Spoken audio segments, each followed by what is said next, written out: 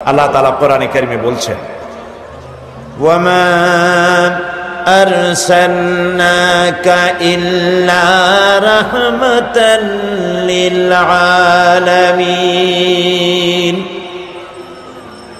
হে নবী, আমি আপনাকে গোটা সৃষ্টি জগতের জন্য আমার রহমত করে পাঠিয়েছি। সুবহানাল্লাহ। প্রিয় ভাই সব, আমি সেই রসুলের কথা আপনাদেরকে শোনাতে এসেছি যিনি আকাশের নিচে জমিনের উপরে সব থেকে শ্রেষ্ঠ মানুষ, জাত থেকে শ্রেষ্ঠ পৃথিবীতে আর কেউ। আমি আপনাদের সামনে এমন এক মহান ব্যক্তিত্বকে জানাতে এসেছি যার মর্যাদা শুধু আকাশের নিচে নয়, আল্লাহর আরশের নিচে, জমিনের উপরে, আল্লাহর পরেই যার মর্যাদা। সুবহানাল্লাহ বলবেন না? তার সম্পর্কে, তবে তার সম্পর্কে আলোচনা করা আমার মতো আকিঞ্চন, আমার মতো ছোট্ট নগণ্য সামান্য জ্ঞানের অধিকারী কিভাবে এত বড় বিশাল ব্যক্তিত্ব সম্পর্কে আপনাদের সামনে আমি তুলে ধরব। ওমা তৌফিকি ইল্লা বিল্লাহ। আমি বলে থাকি, আটলান্টিক মহাসাগর, প্রশান্ত মহাসাগরের পানি যদি কেউ মাপতে যায় চামচ দিয়ে, তাহলে তাকে কি মনে করা হবে? তার সুস্থতা, মস্তিষ্কের সুস্থতা সম্পর্কে চিন্তা করতে হবে। আটলান্টিক মহাসাগরের পানিও হয়তো একদিন চামচ দিয়ে মাপা হয়তো সম্ভব হতেও পারে, কিন্তু নবী করিম সাল্লাল্লাহু আলাইহি সাল্লামের জীবন আলেখ্য, তার পবিত্র জীবন আলোচনা করে শেষ করা যাবে না। সুবহানাল্লাহ বলেন। এই পৃথিবীতে কত রাজা বাদশা এসেছেন, কত রঙ্গমঞ্চ তারা তৈরি করেছেন, কত দার্শনিক, কত বৈজ্ঞানিক, কত সাহিত্যিক, কত কবি পৃথিবীতে এসেছেন, কিন্তু মানুষের কাছে গ্রহণযোগ্য আদর্শ নিজের চরিত্র দিয়ে কেউ দেখায় যেতে পারেননি। নবী করিম সাল্লাল্লাহু আলাইহি সাল্লাম এক ব্যতিক্রম ধর্মী মানুষ, আল্লাহ তাকে পাঠাইছিলেন পৃথিবীতে। তার জীবন দুই রকম ছিল না। দুনিয়ার সব নেতাদের জীবন হয় দুই রকম সাধারণত। একটা হচ্ছে পাবলিক ক্যারেক্টার, আর একটা হলো পার্সোনাল ক্যারেক্টার। একটা ব্যক্তিগত জীবন, ব্যক্তিগত চরিত্র, আর একটা মানুষকে দেখাবার মতো চরিত্র। আপনি বলেন আমাকে, পৃথিবীতে এমন একজন নেতার নাম বলেন যিনি বলতে পারবেন আমার শৈশবে, আমার কৈশোরে, আমার যৌবনে, দিনে এবং রাতে আমি যা যা করেছি, আমার বন্ধুরা, আমার ড্রাইভার, আমার চাকর, আমার বাড়ির লোকজন, আমার বউ, আমার বন্ধু, আমার সাথী, তোমরা আমার ব্যাপারে যা দেখেছো সব মানুষকে বলে দাও, পারবে কেউ বলতে? এরকম আসতে বললেন, কথা বুঝতে পেরেছেন কিনা? তাহলে বলেন, এরকম কেউ বলতে পারবে? এবার যার সিরাত জানার জন্য, পবিত্র জীবন জানার জন্য, আরামকে হারাম করে মাঠের ভিতরে বিনা বিছানায় যারা বসেছেন, যার জীবনকে জানার জন্য, তার সম্পর্কে শোনাই। আল্লাহর নবী বলেছেন, ও আমার সাহাবীরা, ও আমার স্ত্রীরা, দিনের আলোতে, রাতের আধারে আমার ব্যাপারে যা জেনেছো আর যা দেখেছো সবগুলো খুলে খুলে মানুষের সামনে বলে দাও। রাসূলের জীবন ছিল সূর্যের মতো দীপ্তমান, যেখানে কোনো কালিমা নাই। অন্ধ সূর্যের আলো অনুভব করতে পারে, ঠিক না? সমস্ত মানুষ তার জীবন সম্পর্কে ওয়াকিবহাল। পৃথিবীতে কেউ নাই রাসূলের চরিত্রে কোনো দাগ লাগানোর কোনো কথা বলতে পারে। সুবহানাল্লাহ বলতে ইচ্ছে করে না?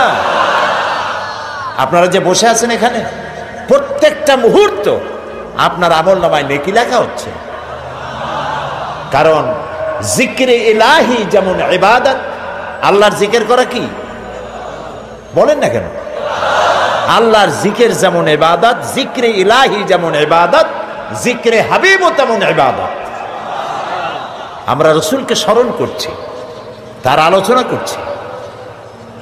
কি মহান ব্যক্তিত্ব, যার জীবনে দুই রকমের কোনো কিছু নাই, সব স্পষ্ট, আল ওয়াদুহু ওয়াস সারাহা, একদম দিবালোকের মতো স্পষ্ট, কোনো বক্রতা নাই। কাফেরেরা চিন্তা করত যে এই লোকটা হইল কেমনে, এভাবে কেমনে হলো? শৈশব, কৈশোর, যৌবন কাটালেন তিনি এই সমাজের মধ্যে, কিন্তু মিথ্যা কথা বলেন না।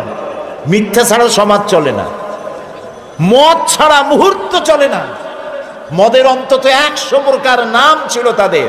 মদ খাইতে খাইতে শেষ পর্যন্ত মদের গ্লাস আর জগ মুখে জড়াই ধরে সিদ্ধ হয়ে পড়ে থাকতেন।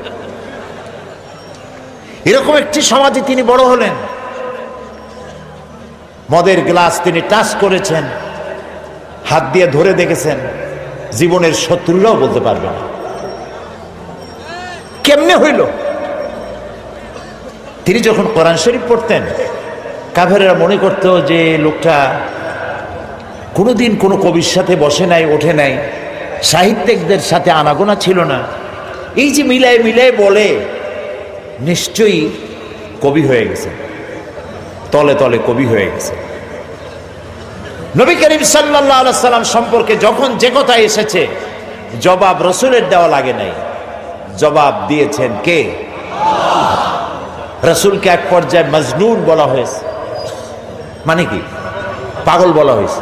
রসুলকে পাগল বলা হয়েছে, রসুল জবাব দেন নাই। কারণ রসুলকে যদি পাগল বলা হয় তাতে রসুলের তো অসুবিধা নাই। এ আঘাত লাগে আল্লাহর, আঘাত লাগে আল্লাহ তাআলার অস্তিত্বের উপরে। আল্লাহ রাব্বুল আলামিন সঙ্গে সঙ্গে জবাব দিয়ে দিলেন।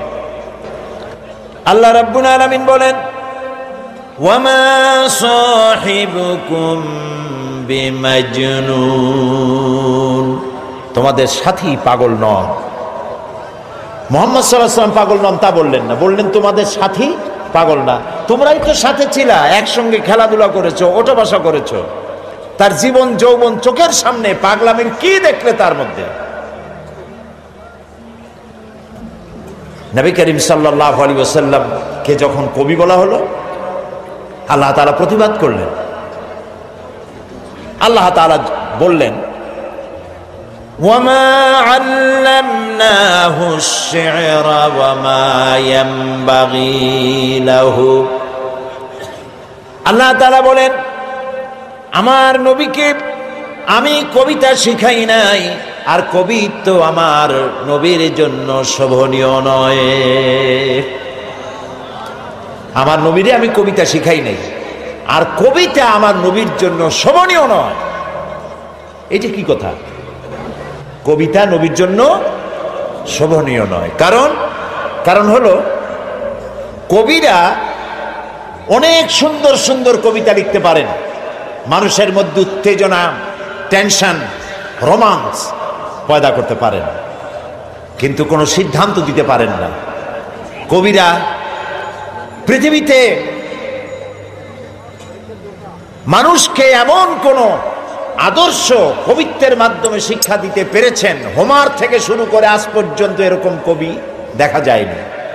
এবং কবিরা এমন এমন কথা বলেন যা বাস্তবতার সাথে মিল নাই। কবিরা আবেগ উচ্ছ্বসিত হন, কল্পনার ঘোড়ার পৃষ্ঠের উপরে বসে তেপান্তরের মাঠ দিয়ে নিরুদ্দেশ্যের উদ্দেশ্যে দৌড়াতে থাকেন। বাস্তবতার সাথে মিল থাকে না।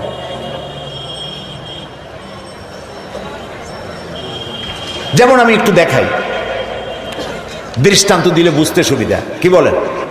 আমাদের জাতীয় কবি কাজী নজরুল ইসলাম, আমি তার জন্য দোয়া করি, সব সময় মনে আসলেই দোয়া করি। আল্লাহ তাআলা তার দোয়াটা কেমনি কবুল করলেন দেখলেন? তিনি বলেছিলেন, মসজিদেরই পাশে আমার কবর দিও ভাই, যেন সকাল সন্ধে মুয়াজ্জিনের আজান শুনতে পাই। দোয়া কবুল হয়েছে? তাও কথা কয় না লোকেরা। ওইখানে বিশ্ববিদ্যালয়ের মসজিদের পাশে তার কবর হয়েছে, সকাল সন্ধ্যা আজান শুনতেছে। ওইখানে আর এক শয়তানের কবরও দিতে চাইছিল। দেখেন, কাজী নজরুল ইসলাম আমার মন বলে এমন সময় তিনি কলম ধরেছিলেন যখন মুসলমানদের পক্ষে কলম ধরার লোক ছিল না। শুধুমাত্র আল্লাহর নবীর নামে, নবীর শানে যেসব নাত রচনা করেছেন, যেসব গজল কবিতা রচনা করেছেন, আল্লাহ ইচ্ছে করলে এর বদৌলতে তাকে জান্নাত দিয়ে দিবেন। আল্লাহ যেন দয়া করে নজরুলকে জান্নাত দান করেন, আমরা বলি আমিন। নজরুল ইসলামের কথা আনলাম কেন? ওই যে কবিতা, যারা কবি হন আবেগে উচ্ছ্বাসিত হয়ে এমন সব কথা বলেন যার সাথে বাস্তবতার মিল নেই। যেমন তিনি এক জায়গায় লিখেছেন, মোর প্রিয়া হবে এসো রানী দেব খোবায় তারার ফুল। এখন সত্যিই যদি ওনার যার প্রতি লক্ষ্য করিয়ে নিয়ে কবিতা লিখেছেন, যদি সত্যি ওই মহিলাকে তিনি প্রিয়তমা হিসাবে পেতেন, তো আকাশের তারাগুলি খোপায় দিয়ে দিতে পারতেন। তারপরে তিনি লিখেছেন, জ্যোৎস্না রং আর রং ধরুন রং মিলাইয়া আলতা বানাইয়া তোমার পায়ে পরায় দিতাম। এটা কি উনি পারতেন? পারতেন না। কবিরা সাধারণত আবেগপ্রবণ হন, আবেগে কথা বলেন যার বাস্তবতার সাথে মিল নাই। কবি হাফিজ নিশ্চয়ই নাম শুনেছেন, পারস্য কবি। তিনি তার প্রিয়তমা সম্পর্কে লিখেছেন। ফার্সি কবিতাটা আমার এখন মনে আসতেছে না। কবিতার অর্থ হচ্ছে যে আমার প্রিয়তমার লাল গালের উপরে যে কালো তিলটি আছে, একটি লাভ স্পট, এই প্রিয়তমার লাল গালের কালো তিলটি যদি আমি লাভ করতে পারি, আমি পাই, তাহলে সামারকান্দ এবং বুখারা আমি আমার প্রিয়তমার জন্য উৎসর্গ করে দিতে পারি। সামারকান্দ এবং বুখারার বাদশা ছিলেন তৈমুর লং। তৈমুর লং এই কবিতা শুনিয়া পুলিশ পাঠাতেছে, ব্যাটার ধরে নিয়ে বলল, হাফিজ তুমি তোমার প্রিয়তমার লাল গালের কালো তিলের জন্য গলায় দড়ি দিয়ে মরো, কিন্তু আমার রাষ্ট্র বিলিয়ে দেওয়ার অধিকার তোমারে কে দিল?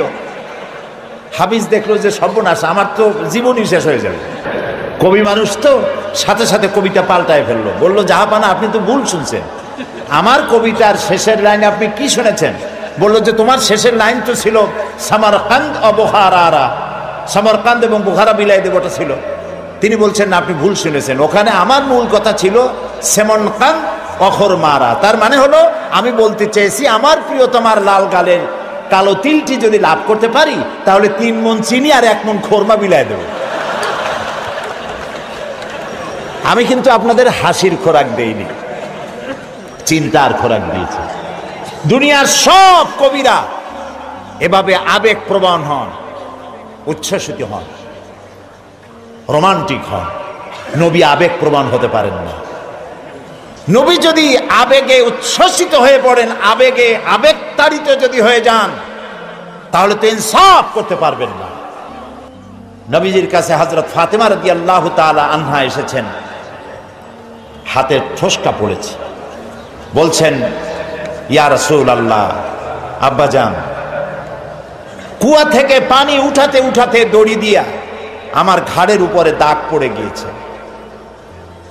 আটা পিষতে পিষতে 2টো হাতে ঠোসা পড়ে গিয়েছে, আমার খুব কষ্ট হয়, আমাকে একজন খাদেমা আপনি দিবেন। রাসূলুল্লাহ বলছেন, ফাতেমা আমি মদিনার এখনো অমুক অমুক গোত্রের খাবার পৌঁছাইতে পারিনি, অমুক অমুক গোত্রের দাবি দেওয়া এখনো মিটাইতে পারিনি, আমি তো তোমাকে খাদেমা দিতে পারবো না। বরং তুমি এক কাজ করো, প্রত্যেক নামাজের পরে সুবহানাল্লাহ 33 বার, আলহামদুলিল্লাহ 33 বার, আল্লাহু আকবার 34 বার, এটা তুমি পড়ো। রাসূল যদি মেয়ের কলিজার টুকরা মেয়ে হযরত ফাতেমাকে না দেখে তিনি থাকতে পারতেন না। একবার রাসূলুল্লাহ বসা মসজিদে নববীতে, মুখ মলিন, সাহাবীরা ভয়তে কথা বলতে সাহস পাচ্ছে না। কিছুক্ষণ পর নবীজি উঠে চলে গেলেন হযরত ফাতেমার ঘরে। কিছু সময় পরে বেরিয়ে এলেন হাসি খুশি চেহারা। সাহাবায়ে কেরাম জিজ্ঞেস করলেন, হে রাসূল, এখন তো আমাদের জান ফিরে আসছে, আমরা তো হতাশ হয়ে গেছিলাম, আপনার মুখ মলিন দেখে ভয় তো অস্থির হয়ে গেছে। কি কারণে মুখ কালো ছিল? কেন আপনি অশান্তি ভোগ করছিলেন? আর কিভাবে আপনার শান্তি ফিরে এলো?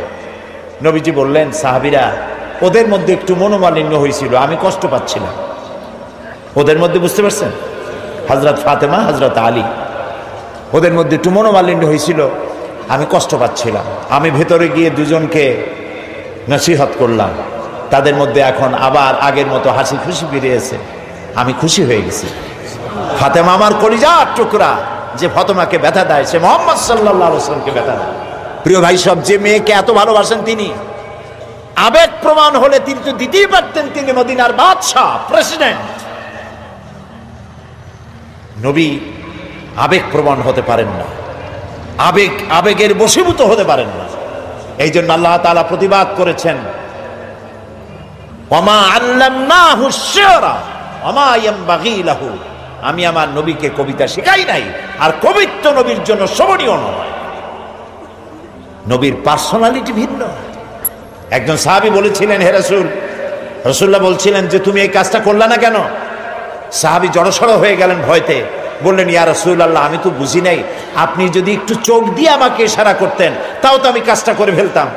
রাসূলুল্লাহ বললেন, চোখ দিয়া ঠারে ঠরে কথা বলা নবুয়তের শান নয়। সুবহানাল্লাহ, সুবহানাল্লাহ। দেখেন না, মানুষের চোখ মেরে কথা বলে, ঠারে ঠরে কথা বলে, নবুয়তের শান এটা নয়। নবীজি যখন কথা বলতেন কারোর সাথে, পুরা দেহ মোবারকটা ফিরায় দিতেন, ডান দিকে, বা দিকে, পিছনে। আমরা যেভাবে এরকম কাটকুট করে শুনি, এরকম করতেন না, যাতে যার সঙ্গে কথা বলছেন তিনি যেন একথা বুঝতে পারেন যে রাসূল পুরা মনোযোগী শুনছেন, আমাকে ইগনোর করছেন না। প্রিয় ভাই সব, এক মহাসমুদ্র। রাসূলুল্লাহ নামাজ পড়তেছিলেন, হযরত ওমর রাদিয়াল্লাহু তাআলা আনহু তখনও কাফির, চাইছিলেন রাসূলকে শায়েস্তা করবেন, মারবেন, লাঞ্ছিত করবেন। নামাজরত অবস্থায় দেখে তিনি চিন্তা করলেন, যাক নামাজ পড়তেছে, এখন কিছু করব না, নামাজটা শেষ হোক, তারপরে আচ্ছা করে।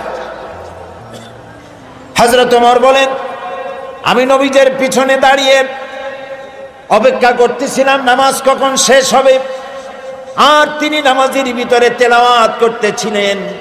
তেলাওয়াত যখন শুনলাম, আমার কাছে মনে হলো এই কথাগুলি মানুষের বানানো নয়, নিশ্চয়ই কোন জিন রাসূলুল্লাহকে শিখায়া দেয়।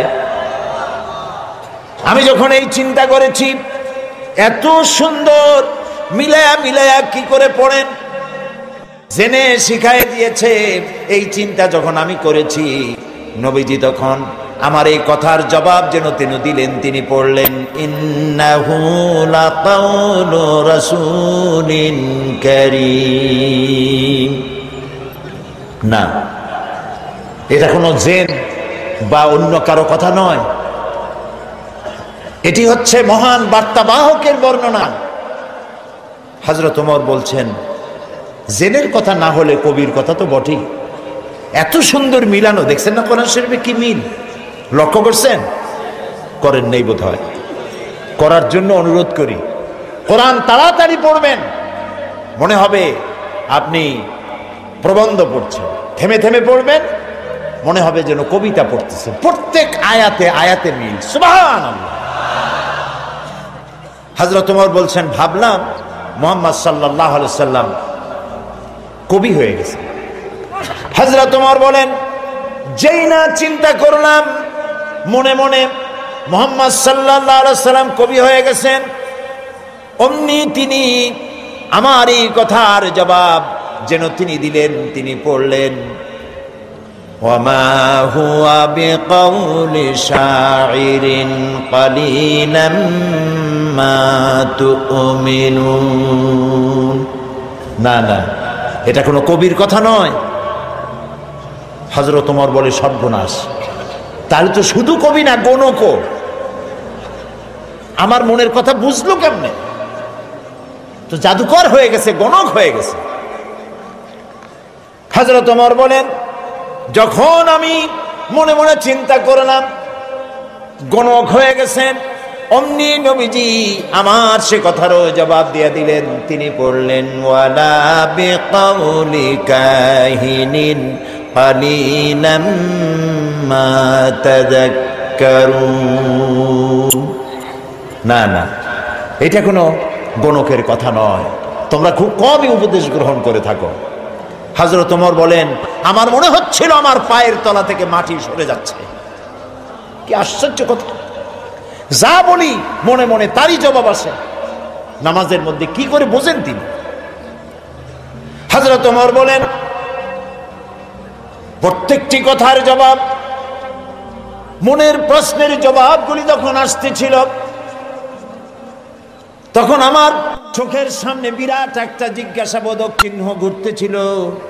এটা জেনের কথা নয়, কবির কথা নয়, গণকের কথা নয়, তবে এটা কি?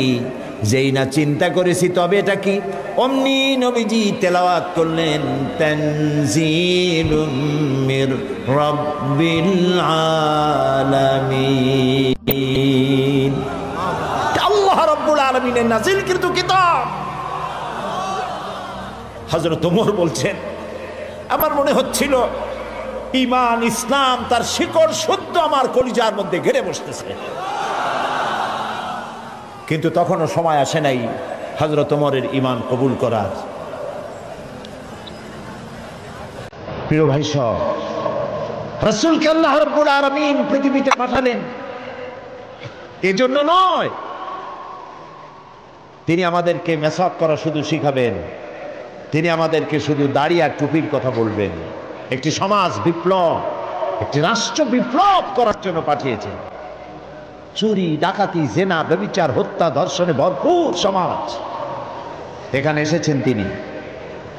এই জাতির উপায়, এ মানুষ বাঁচবে কি করে, এর লক্ষ্য কি, উদ্দেশ্য কি, যাবে কই? আহারে, গরিবদের বাঁচার কোনো অধিকার নাই। গরিবরা শোষিত, নির্যাতিত, নিপীড়িত, নিগৃহীত। বড় লোকদের সব জোর জার, মুলুক তার। আর নারী, নারীর জীবনের তো কোনো দামই নাই। নারী হয়ে জন্মগ্রহণ করাই আজন্ম পাপ। মেয়ে হয়ে জন্মগ্রহণ করেছে, আষাঢ় মেরে মেরে ফেলতেছে। রাসূল এই জিনিসগুলি দেখলেন, নিজের চোখে অবলোকন করলেন। একটা ব্যতিক্রমী স্বভাব দিয়ে তিনি তৈরি হচ্ছেন। লোকেরা লক্ষ্য করলো, এক পর্যায়ে মক্কার লোকেরা রাসূলের নাম ভুলে গেল।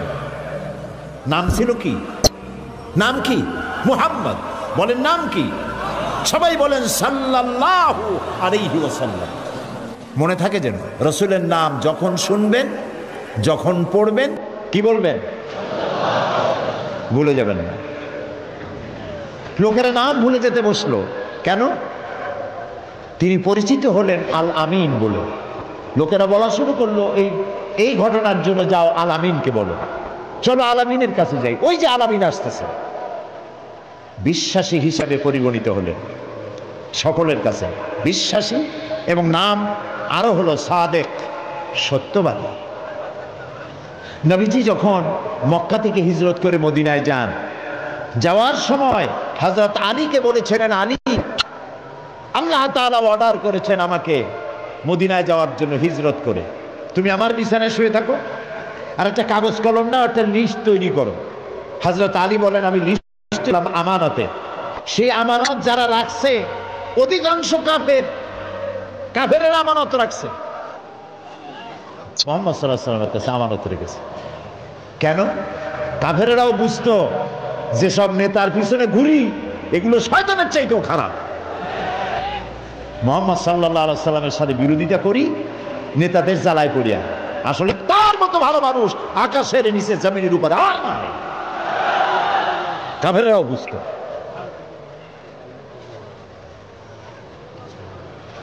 এখনো আমাদের দেশে যত নেতা আছে, অনুসারীরা বোঝে খাঁটি শয়তান। নামাজ নাই না, দেখেন না, নামাজ নাই, রোজা নাই, আল্লাহ পরকালের চিন্তা নাই, মিথ্যা কথা বলে অনবরত। মানুষের যেমন বমি করে হড় হড় করিয়া মুখ দিয়া মিথ্যা বলি বমির মতো বাইরে হইতে থাকে। একটা ভালো কথা বলতে জানে না, শুধু অসত্য আর মিথ্যা বলতেই থাকে, আমানতের খেয়ানত করে। তবে এইসব নেতাদের পিছনে ঘুরে কেন? এই চিন্তায় যে এরা যদি এমপি মন্ত্রী হইতে পারে, তা একটা চাকরি পাবো, লাইসেন্স পাবো, টি আর কাবি খা খাইতে পারবো। জি, নাম রাখছে কাবি খা, তার মানে হলো খাবি খা।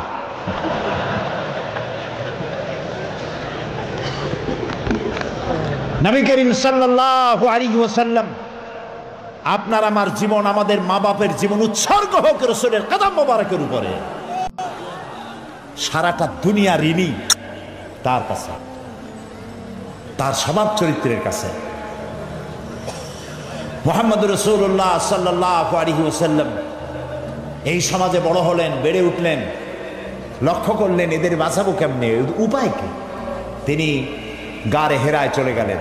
ওটার নাম জাবালে নূর। আমরা গারে হেরা বলি, কিন্তু মক্কা শরীফে যে গারে হেরা কইলে কেউ চিনবে না, চিনবে না। জাবালে নূর, ওই জাবালে নূরে উঠলেন, অনেক উঁচা। আল্লাহ দয়া করে আমাকে একবার ওঠার তৌফিক দিয়েছিলেন, একবার উঠছি। তাতেই তখন তো আমার শরীর টরীর অনেক ভালো ছিল, ভালো মানে মোটা ছিলাম বেশি। উঠতে গিয়ে 3 বোতল পেপসি খাওয়া লাগছে,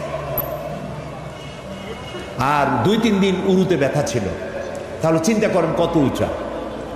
সেই পাহাড়ের অনেক উঁচায় একটা ছোট্ট জায়গা, একটা রাস্তা আছে একটুখানি, এই সোজাভাবে ঢোকা যায় না, কাত হয়ে কইয়া কাইতেছেন আমাদের দেশে বলে, ওই কইয়া কাইত হয়ে ঢোকা যায়। এবং ওখানে একটা জায়গা আছে যেখানে 2 জন একসাথে নামাজ পড়তে পারে, এরকম একটা গুহা। সেখানে নবী করিম সাল্লাল্লাহু আলাইহি ওয়াসাল্লাম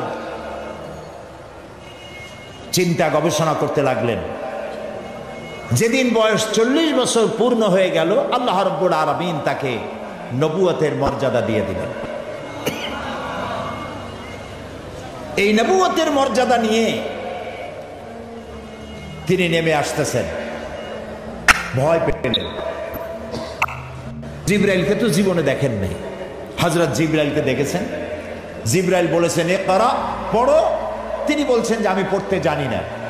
আবারও বললেন ইকরা, পড়ো। বলছেন জানি না পড়তে। তৃতীয়বার তিনি বুকের সাথে জড়িয়ে ধরলেন, এমন ভাবে জড়িয়ে ধরলেন নবী করিম সাল্লাল্লাহু আলাইহি ওয়াসাল্লাম ব্যথা পেলেন এবং তিনি পড়তে পারলেন। নেমে এসে স্ত্রী হযরত খাদিজাতুল কুবরা রাদিয়াল্লাহু তাআলা আনহাকে বললেন আমাকে ঢেকে দাও। তাড়াতাড়ি করে চাদর এনে তিনি ঢেকে দিলেন। নবী করিম সাল্লাল্লাহু আলাইহি ওয়াসাল্লামের চোখের মধ্যে তীর ছাপ। হযরতে খাদিজা ভীত সন্ত্রস্ত হলেন, জিজ্ঞেস করলেন আবার আপনার কি হয়েছে? তিনি ঘটনা শোনালেন। হযরত খাদিজা কি বলতেছেন শোনেন। হযরত খাদিজা বলছেন ইয়া আবাল কাসেম, হে কাসেমের পিতা, আপনার ঘাবড়াবার কোনো কারণ নাই। কোন দুষ্ট জিন, কোন দুষ্ট শয়তান আপনাকে অনিষ্ট করতে পারে না, কারণ আপনি সত্যবাদী। আপনাকে কোন দুষ্ট জিন, কোন শয়তান আপনাকে অনিষ্ট করতে পারে না, কারণ আপনি আত্মীয়তার হক আদায় করেন। আপনি এতিমকে, মিসকিনকে খেতে দেন, আপনি বিধবাকে আশ্রয় দেন, আপনার ক্ষতি কেউ করতে পারে না। হযরত খাদিজা দৌড় মারলেন এবং নিজের চাচাতো ভাই হযরত ওয়ারাকা বিন নওফল, তিনি ছিলেন তাওরাতের জবরদস্ত আলেম, নবীজির মুখে খবর শুনলেন। সবটা শুনে নবীজির মস্তক মোবারকের উপরে চুমো খেয়ে বললেন কুদ্দুসুন কুদ্দুসুন, অতি পবিত্র, মহাপবিত্র ইয়া মুহাম্মদ সাল্লাল্লাহু আলাইহি ওয়াসাল্লাম। আপনার কাছে যিনি এসেছিলেন তিনি কোনো জিন নয়, তিনি মহাপবিত্র আত্মা, তিনি ফেরেশতা। যে ফেরেশতা এসেছেন ইব্রাহিম, মূসা, ঈসা, ইয়াকুব, আইয়ুব, সমস্ত নবীদের কাছে যে ফেরেশতা এসে, সেই জিবরাইল এসেছিলেন আপনার কাছে। তাওরাতে আমি যা পড়েছি তার সাথে মিল হয়ে যাচ্ছে। আপনি আখিরি জামানার পয়গম্বর। তবে আমার জন্য আফসোস, আমি বৃদ্ধ। এই জাতি আপনাকে খুব কষ্ট দেবে, নির্যাতন করবে। সেদিন পর্যন্ত যদি আল্লাহ আমারে বাঁচায় রাখেন, আমি আপনাকে সাহায্য করব, আপনার সাথে থাকব। প্রিয় ভাই সব, একটা নারী, একজন স্ত্রী পুরুষের জন্য, স্বামীর জন্য সব থেকে উত্তম সাক্ষী দিতে পারে। এর থেকে ভালো সাক্ষী আর কেউ দিতে পারে না। হাদিস শরীফে এসেছে,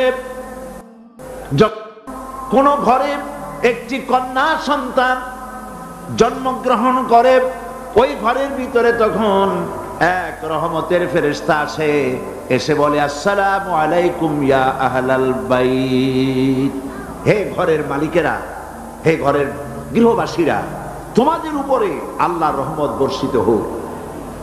ফেরেশতা চলে যায় কন্যাটির কাছে, ওই নবজাত কন্যার কাছে গিয়ে নূরের তৈরি পর দিয়ে এই কন্যার মাথা বুলায় আর বলতে থাকে, এই কন্যাটিকে যে যত্ন করবে, আদর করবে, আদর শিখাবে, সাহায্য করবে, আল্লাহর সাহায্য কিয়ামত পর্যন্ত তার সাথে অব্যাহত থাকবে। এই হাদিস ছেলের জন্য এরকম একটি হাদিস নাই, এরকম একটি হাদিস এসছে মেয়েদের জন্য। সুবহানাল্লাহ। নবীজি বলছেন, মান আলা জারিয়াতাইনি হাত্তা তাবলুগা জা ইয়াউমাল কিয়ামাতি আনা ওয়া হুয়া কাহাতাইনি ওয়া দাম্মা আসাবিহু, আখরাজাহু মুসলিম। মুসলিম শরীফের হাদিসের মধ্যে এসেছে, আল্লাহর নবী বলেন, যদি কারো দুটি কন্যা সন্তান হয় আর ওই কন্যা সন্তানটিকে বয়সপ্রাপ্ত হওয়া পর্যন্ত যদি তাকে প্রতিপালন করে এবং তাকে সহযোগিতা করে, কিয়ামতের দিন আমি মুহাম্মদ সাল্লাল্লাহু আলাইহি ওয়াসাল্লাম আর ওই দুই কন্যার পিতা পাশাপাশি অবস্থান করব জান্নাতে। এই কথা ছেলেদের ব্যাপারে বলা হয়নি, কাদের ব্যাপারে বলা হয়েছে? মেয়েদের ব্যাপারে। নবী করিম সাল্লাল্লাহু আলাইহি ওয়াসাল্লাম বলেছেন, ওয়ান জাবির বিন আব্দুল্লাহ রাদিয়াল্লাহু তাআলা আনহু قال قال رسول الله صلى الله عليه وسلم من كان له ثلاث بنات يربيهن ويكفيهن ويرحمهن فقد وجب له الجنة। নবীজি বলেন, তিন কন্যার পিতা যদি কেউ হয় আর ওই তিনটি কন্যাকে যদি কেউ স্নেহ করে, আদর করে, আদব শিখায়, দিন শিখায় আর এবং সৎপাত্রস্থ করতে পারে, নবীজি বলছেন ওই পিতার জন্য কিয়ামতের দিন আল্লাহ পাক জান্নাত ওয়াজিব করে দিবেন, জান্নাত তার জন্য ওয়াজিব হয়ে যাবে। করিম সাল্লাল্লাহু আলাইহি ওয়াসাল্লাম বলেছেন, লা তাকরিহুল বানাত ফা ইন্নী আবুল বানাত। রাসূলুল্লাহ সাল্লাল্লাহু আলাইহি ওয়াসাল্লাম, কন্যাদের ঘৃণা করো না, কারণ আমি মুহাম্মদ সাল্লাল্লাহু আলাইহি ওয়াসাল্লাম কন্যাদের পিতা। সুবহানাল্লাহ।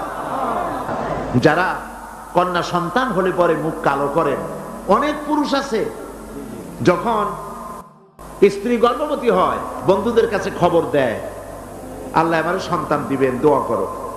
তারপরে যখন খবর পাওয়া গেল ডেলিভারি করেছে একটা মেয়ে, মুখটা মলিন হয়ে যায়। বন্ধুরা জিজ্ঞেস করলো, কই সন্তান হবে বললে, কতদিন চলে গেল, কোনো খবর টবর যে দিলে না। কয়ে যে বলার মতো না। কি? কয়ে যে মাইয়া হয়েছে, একটা মেয়ে হয়েছে, এটা বলার মতো না। মুখটা কালো হয়ে যায়, স্ত্রীর সঙ্গে কথা বলে না। বারবার মেয়ে হলে, এমনও খবর পাওয়া গেছে বারবার মেয়ে হয়েছে, স্ত্রীকে পর্যন্ত দিয়ে দিয়েছে। নাউজুবিল্লাহ। মেয়ে হওয়ার জন্য স্ত্রী কি দায়ী? কে দায়ী? স্বামী দায়ী? তো খামাখা কেন মুখ মলিন করেন? আল্লাহ রাব্বুল আলামিন বলেছেন কোরআনে কারীমের মধ্যে, আমি কাউকে ছেড়ে দেই, কাউকে মেয়ে দেই, কাউকে ছেলেও দেই, মেয়েও দেই, কাউকে কিছুই দেই না। ইন্নাল্লাহা আলা কুল্লি শাইইন কাদির। কন্যা হিসেবে নারীর জীবনের তিনটি অধ্যায়ের একটি অধ্যায় হলো কন্যা। সেই কন্যার অধিকার প্রতিষ্ঠিত করেছে ইসলাম। সুবহানাল্লাহ। এবার কিছুদিন পর সে বউ হয়ে গেল, স্ত্রী হলো যৌবন পাওয়ার পর। এখন দেখেন কোরআন তাকে কি অধিকার দিচ্ছে। আল্লাহ রাব্বুল আলামিন বলেন, ওয়া মিন আয়াতিহি আন খালাকা লাকুম মিন আনফুসিকুম আজওয়াজান লিতাসকুনু ইলাইহা ওয়া জাআলা বাইনাকুম মাওয়াদ্দাতান ওয়া রাহমা। আল্লাহ পাকের অসংখ্য নিদর্শনের ভিতরে এটি একটি নিদর্শন যে তোমাদের থেকে আল্লাহ পাক তোমাদের জোড়া সৃষ্টি করেছেন এবং তোমাদের ভালোবাসা আর সহৃদয়তার সৃষ্টি করেছেন। ভালোবাসা কে সৃষ্টি করলেন? মেয়ে ঢাকা, বিয়ে করেছে চট্টগ্রামের ছেলে। দুজনের চাল চলন ভিন্ন।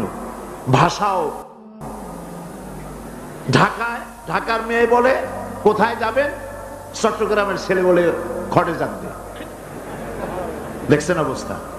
ঢাকার মেয়ে বলছে পাশে বসেন, আর চট্টগ্রাম বলছে এমনি বইন। ভাষায় বেশ কম না, ভাষায় বেশ কম, চালচলনে বেশ কম, খাওয়ায় বেশ কম, রুচিতে বেশ কম। শুধু শীত আর গরম নিবারণ করে না, পোশাক মানুষের আয়েব ঢেকে রাখে, পোশাক মানুষের সম্মান, তার লজ্জা ঢেকে রাখে। এই একের সাথে অপরের পোশাকের দৃষ্টান্ত আল্লাহ পাক দিলেন। এর অর্থ হচ্ছে পরস্পর পরস্পরের আয়েবকে ঢেকে রাখবে, একজন আরেকজনের আয়েবকে মানুষের সামনে পেশ করবে না, একজন আরেকজনকে শরম দিবে না, পরস্পরের সাথে মিলেমিশে থাকবে, একথা আল্লাহ পাক বললেন।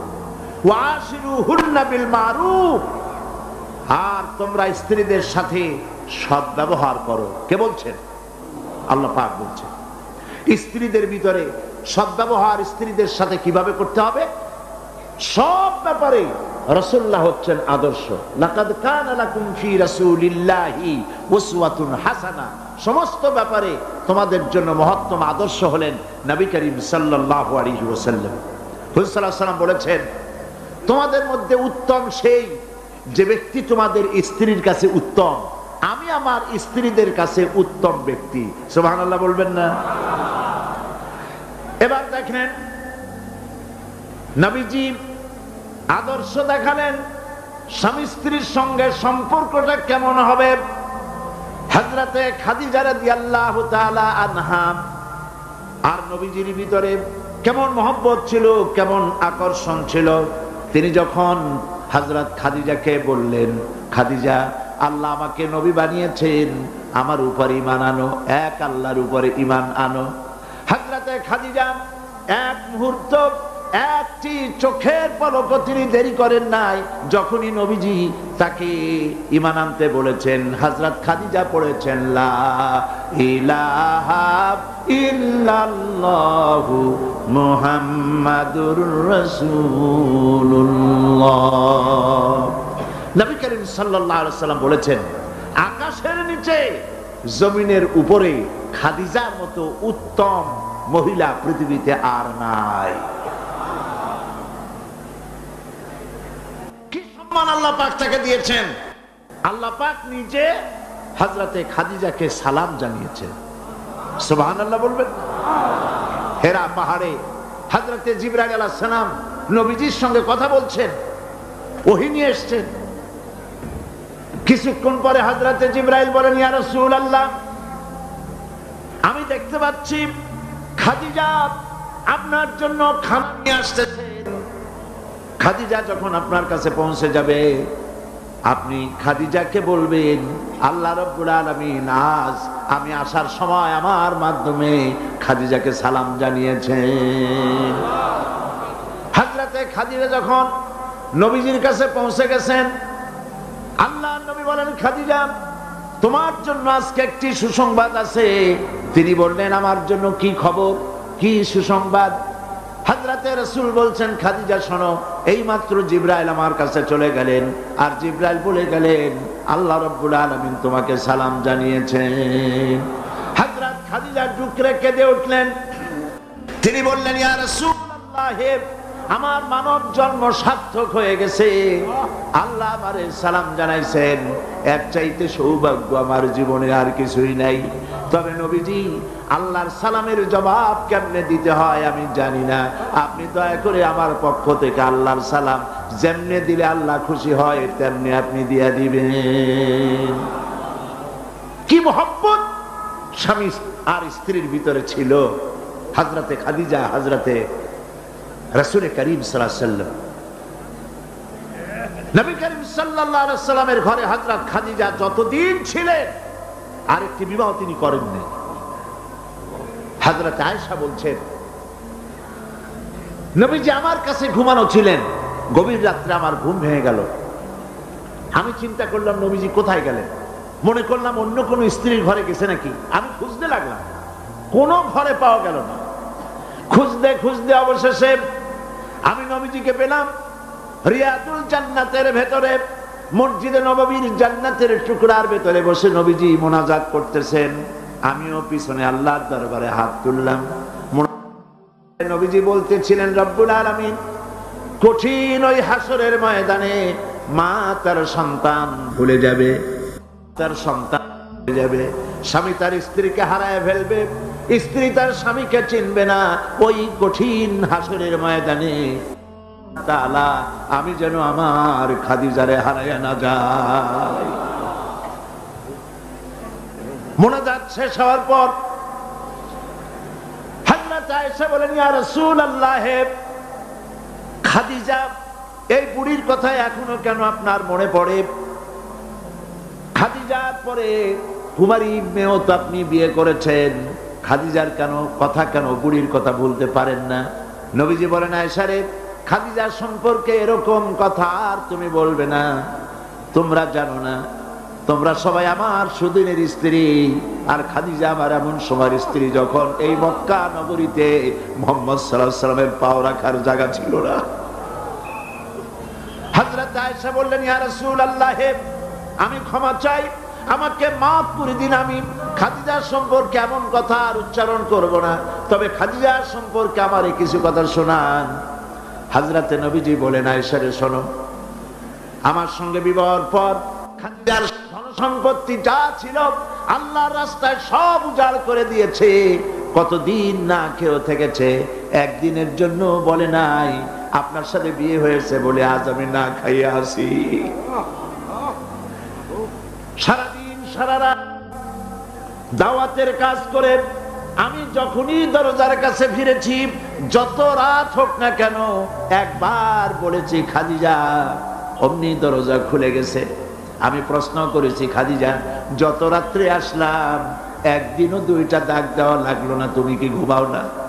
হযরতে খাদিজা বলেছেন, ইয়া রাসূলুল্লাহ, আপনি দিনের দাওয়াতের জন্য ব্যস্ত, কষ্ট করেন, আমি মনে মনে ভাবি আমি যদি ঘুমায় থাকি রাতের বেলায়, আর নবীজি যদি দরজার কাছে এসে খাদিজা খাদিজা বলে ডাকাডাকি করেন, উঠতে যদি আমার দেরি হয় আল্লাহর নবীর সঙ্গে বেয়াদবি হয়ে যাবে, এইটা মনে করে বিছানায় না ঘুমাইয়া যতক্ষণ আপনি না ফেরেন এই দরজাটার সাথে পিঠ লাগাইয়া দাঁড়াইয়া দাঁড়াইয়া ঘুমায়। হযরত আয়েশা বলেছেন,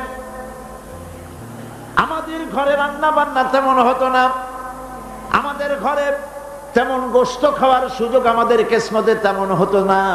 যদি কোনোদিন আমাদের ঘরে দুম্বা বা ছাগল জবাহ হতো, গোশতগুলি নবীজি কেটে ভাগ করে সমস্ত স্ত্রীদের ঘরে দিয়ে দিতেন। এরপরে কয়েকটা গোশতের টুকরা একটা টোপলায় নিয়ে হযরত খাদিজা মদিনার অলিতে গলিতে ঘুরে বেড়াতেন। খাদিজার কোন বান্ধবী পাওয়া যায় কিনা? সুবহানাল্লাহ। নবী করিম সাল্লাল্লাহু আলাইহি ওয়াসাল্লাম তার স্ত্রীদেরকে এভাবে ভালোবাসতেন, আর স্ত্রীরাও নবীর জন্য এভাবে ভালোবাসতেন, ভালোবাসা দিতেন। স্ত্রীর অধিকার ইসলাম দিয়েছে, আর কেউ দিতে পারে নাই। আর এই স্ত্রীদের মধ্যে সব থেকে উত্তম স্ত্রী কে? নবীজি বলেছেন, আদ-দুনিয়া কুল্লুহা মাতাউন ওয়া খায়রুল মাতাইদ দুনিয়া ইমরাতুস সালিহা। দুনিয়ার সব কিছু এর মধ্যে উত্তম নিয়ামত হচ্ছে পতিপরায়ণা সাধ্বী। সুবহানাল্লাহ। হুজুর বলেছেন, তিনটি জিনিস আমি পছন্দ করি, তিনটি জিনিস আমার প্রিয়। একটি হলো নামাজ, একটি হলো সুগন্ধ, আর একটি হলো স্ত্রী। সুবহানাল্লাহ। এই স্ত্রীকে সমান অধিকার দিয়েছে নবীজি, আল্লাহর ইসলাম সমান অধিকার দিয়েছে। নারীর অর্থনৈতিক অধিকার প্রতিষ্ঠিত করেছে ইসলাম, তাকে অর্থনৈতিক অধিকার দিয়েছে, মহারানার ব্যবস্থা করেছে। কোরআন বলছে, ফাতুহুন্না উজুরাহুন্না ফারিদা, ফরজ রূপী দায়িত্ব হিসাবে স্ত্রীর মহারানার টাকা আদায় করে দাও। বহু মুসলমান আছে মহারানার টাকা আদায় করে না। বরং আজকাল তো নতুন সিস্টেম চালু হয়েছে মানুষকে শোনাবার জন্য। বিবাহের মজলিসে বলা হয় অমুকের মেয়ে অমুকের ছেলে বিয়ের মহারানা কত? 5,55,555 পয়সা। সামনে একটা টাকা বা পয়সা জিরো থাকতে পারবে না, একটা নিয়ম নীতি করে নিয়েছে। এই টাকাগুলি মহারানার টাকা সঠিকভাবে আদায় করা হয় না অনেক ক্ষেত্রে, একথা ঠিক কিনা? বরং উল্টো করে মহারানা আদায় করা হয় মেয়ে পক্ষের কাছ থেকে, কন্যা পক্ষের কাছ থেকে। এইটাকে কি বলা হয়? এটাকে কি বলা হয়? এটা হলো যৌতুক নামের কৌতুক। মেয়ে পক্ষের কাছ থেকে টাকা আদায় করা। মেয়ে পক্ষ যদি ইচ্ছে করে বর পক্ষকে যদি টাকা দেয়, পয়সা দেয়, গাড়ি দেয়, বাড়ি দেয়, কোনো আপত্তি নেই, দিতে পারে। কিন্তু ডিমান্ড করে নেওয়া, চেয়ে নেওয়া সম্পূর্ণ হারাম।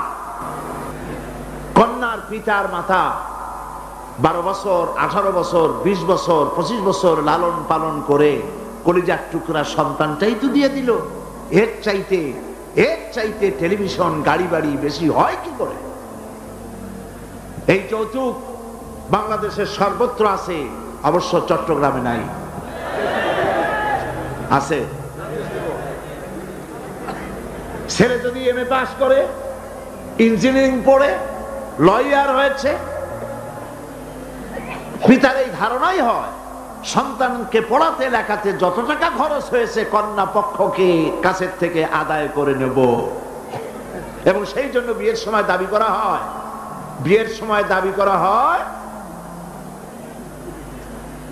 50 লক্ষ টাকা দিতে হবে, গুলশানে 3টা বাড়ি দিতে হবে, মঙ্গল গ্রহে অফিস বানায় দিতে হবে। আপনার ছেলে এমএ পাস করেছে, লয়ার হয়েছে, ব্যারিস্টার হয়েছে, তো কি হয়েছে? আপনি কেন নির্যাতন করবেন কন্যা পক্ষকে? জায়েজ নাই, হারাম। শুকরের মাংস যেমন হারাম, কন্যা পক্ষের কাছ থেকে জবরদস্তি করে চেয়ে ডিমান্ড করে যৌতুক আদায় করা ওরকমই হারাম। এই কাজটি কি আপনারা করবেন? এই কাজটি কি করবেন? বিবাহ করবে, বিবাহ করাবেন ছেলেকে ভালোবাসা দিয়ে, টাকা দিয়ে, পয়সা দিয়ে বিবাহ করায়া মেয়ে একটা ঘরে নিয়ে আসবেন। কন্যা পক্ষের উপরে চাপ সৃষ্টি করবেন না। তো নারীকে মহারণা দেওয়ার ব্যবস্থা ইসলাম করেছে। কে ব্যবস্থা করেছে বলে? ইসলাম করেছে। এবার আরো দেখুন আল্লাহ পাক কি বলছেন।